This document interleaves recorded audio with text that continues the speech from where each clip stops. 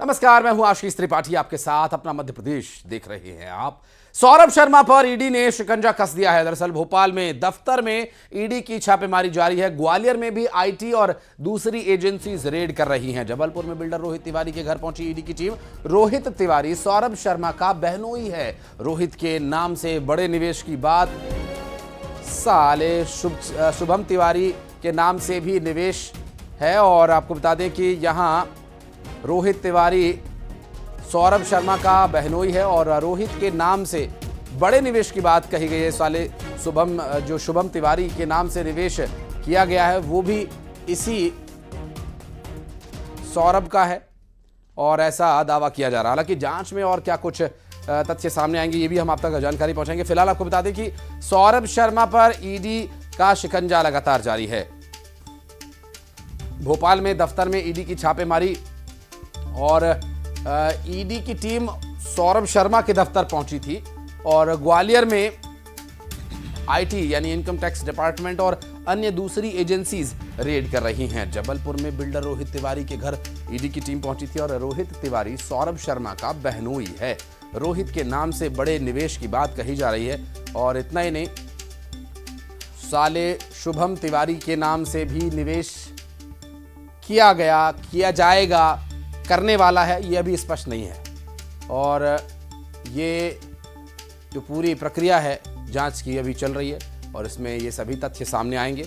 ED की छापेमारी में ग्वालियर में भी आईटी और दूसरी एजेंसीज रेड कर रही हैं, करेंगी या करने वाली हैं।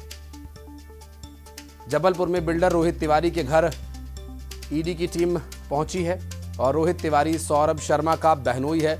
रोहित के नाम से बड़े निवेश की बात कही गई है और ये बड़ा निवेश कितना बड़ा है और कहां किया गया है, क्या प्रॉपर्टी में निवेश किया गया है या फिर शेयर मार्केट में निवेश किया गया है, ये सभी जांच का विषय है।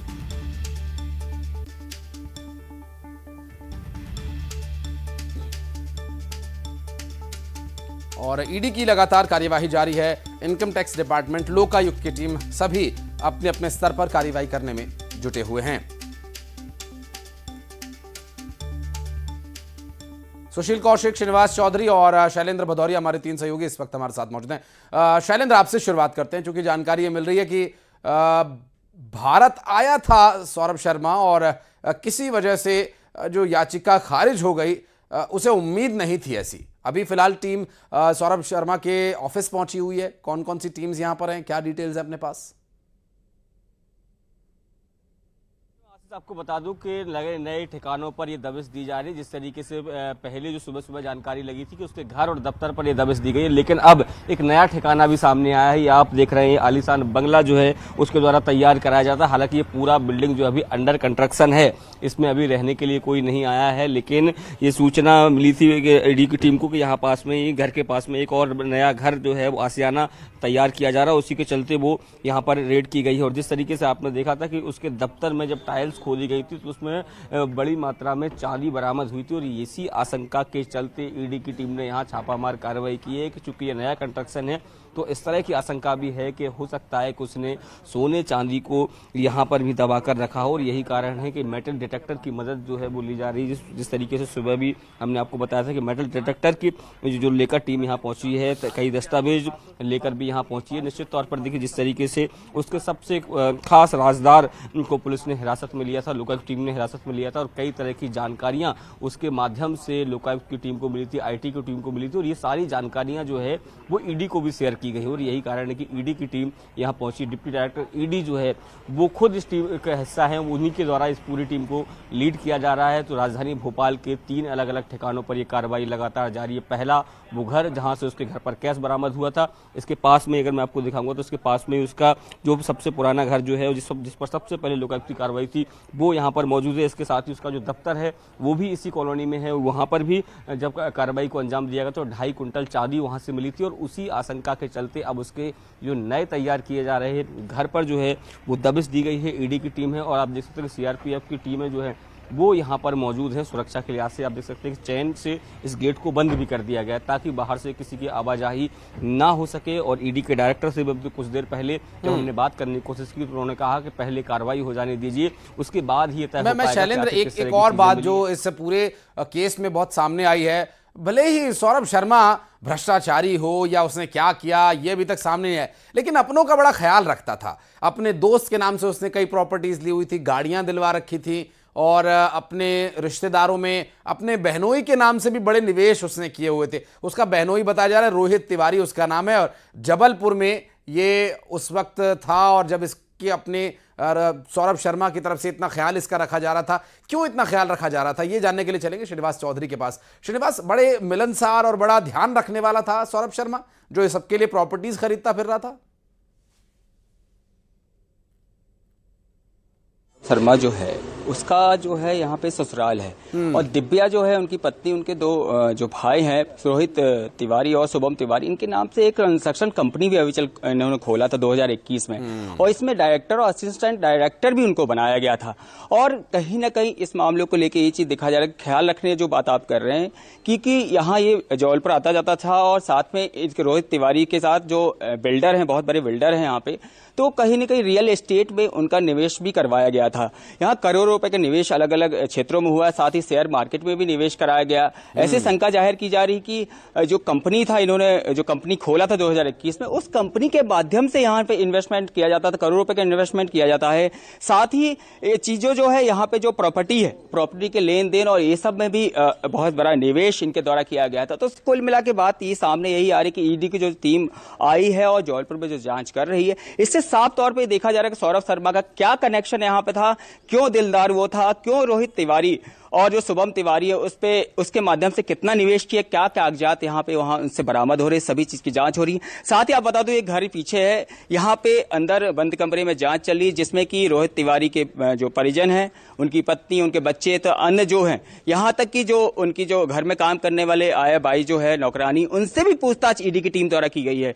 तो कुल मिला के सभी तरीके से घेरने का प्रयास किया जा रहा है, जानकारी लेने का प्रयास किया जा रहा है, किस प्रकार से जो रोहित तिवारी है वो सौरभ शर्मा का पैसा इन्वेस्टमेंट किया और कहां किया, किस आधार पर किया और कितने करोड़ इन्वेस्टमेंट किया, इसकी पूरी जांच पड़ताल तो देखने आज में की जा रही है। ऐसा लग रहा है कि सबका बड़ा ध्यान रखने वाला था, लेकिन असल मामले में ये पैसे को बांट करके अलग अलग जगह सेफ कर रहा था, जो सेफ रह नहीं पाया। ग्वालियर में भी पहुंची हुई है इस वक्त इनकम टैक्स डिपार्टमेंट की टीम और कई अन्य एजेंसियां। अब कौन कौन सी एजेंसीज यहां पर हैं और यहां पर क्या कार्रवाई चल रही है, जानने के लिए चलेंगे हमारे सहयोगी सुशील कौशिक के पास। जी सुशील।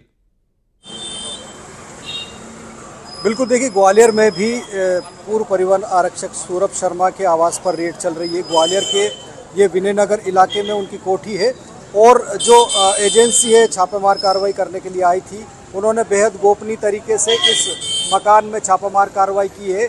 और अभी जो थोड़ी देर पहले ही ग्वालियर पुलिस अधीक्षक ने साफ किया है कि ये जो एजेंसी है छापेमार कार्रवाई करने वाली, उसमें ईडी के लोग हैं, इसके अलावा कुछ अन्य अफसर भी हैं।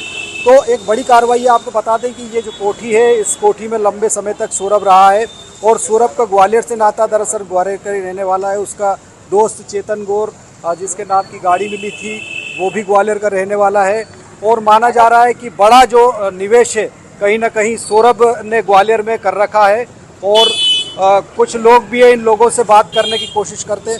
भाई साहब, क्या लगता है जो सौरभ का जो यहाँ रहना था, कब से वो दिखाई नहीं दिया, कब यहाँ था? सौरभ यहीं रहता था, 5 साल से भोपाल शिफ्ट है, तो आना जाना शादी विवाह में लगा रहता था उसका आना जाना। जो एजेंसी आई है, कोई जानकारी लगी थी कि किस तरह का? अब ये जानकारी तो है नहीं, एजेंसी पे भी सवालिया जवाब उठना चाहिए कि लोकल पुलिस क्यों नहीं है यहाँ पे। लोकल पुलिस को जानकारी नहीं दी थी? नहीं, जानकारी नहीं है, लोकल पुलिस है ही नहीं। अब एजेंसी है कि नकली पुलिस है, पता नहीं अंदर क्या है। देखिए, लोग जो है छापे की सूचना लगने के बाद ही लगातार यहाँ लोगों का जमघट था। ये बड़ी आलीशान कोठी है। आपको बता दें कि चारों तरफ से जो है करीब 3-4 प्लॉट्स पर बनी हुई कोठी है, और यही वजह है कि इस जो छापामार कार्रवाई के दौरान स्थानीय जो पुलिस है उसको सूचना नहीं मिली थी।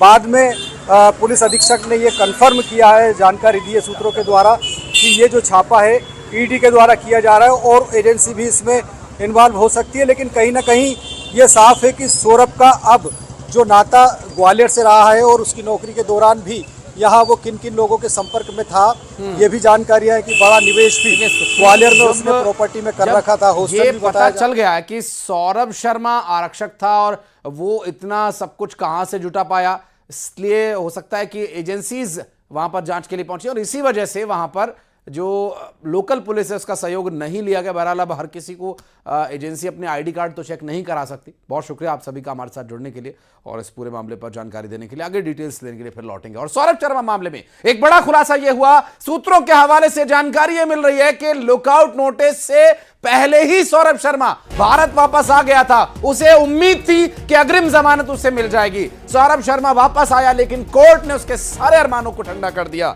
जब कोर्ट ने जमानत की याचिका हुई खारिज कर दिया, लेकिन कोर्ट ने याचिका को खारिज किया तो सौरभ शर्मा बिल से बाहर नहीं आया। जाने किस बिल में जाकर छुप गया। वहीं सौरभ शर्मा के वकील ने लोकायुक्त की कार्यवाही पर सवाल भी उठाए हैं और लोग भी लोकायुक्त की कार्यवाही पर सवाल उठा रहे हैं। सारी गलती लोकायुक्त की है। इतना सोना चांदी क्यों पकड़ लिया, इतना कैश क्यों पकड़ लिया, लोकायुक्त को यह सब नहीं करना चाहिए था। संभवतः यही उनका कहना है। क्या आशय उनका है वो भी एक प्रतिक्रिया उनकी जो सामने आई वो भी आपको सुनवा देते हैं। आप भी अंदाजा लगाइए क्या कहना चाह रहे हैं वो। महाराज ये हम उनको सहयोग करेंगे, पूरा जांच में पूरा सहयोग करेंगे, लेकिन हमको फ्री करें अभी हमारे ऊपर उल्टी सीधी धारा लगा देंगे। इसलिए हमको बताएं कि ये धारा लगी है आपके ऊपर, आपको अग्रिम जमानत मिल जाएगी, हम पूरा सहयोग करेंगे और जो माननीय न्यायालय शर्त लगाएगा उसका पालन करेंगे, उसके लिए हम बाध्य हैं। आप छापे पे भी सवाल उठा रहे हैं। छापे तो गलत ही छापा है जी, छापा ही गलत है। गलत है जो लोक सेवक है ही नहीं। लोक सेवक मतलब जो शासकीय सेवक है उसके यहाँ छापा डाल सकते हैं, उसकी परमिशन लेंगे आप।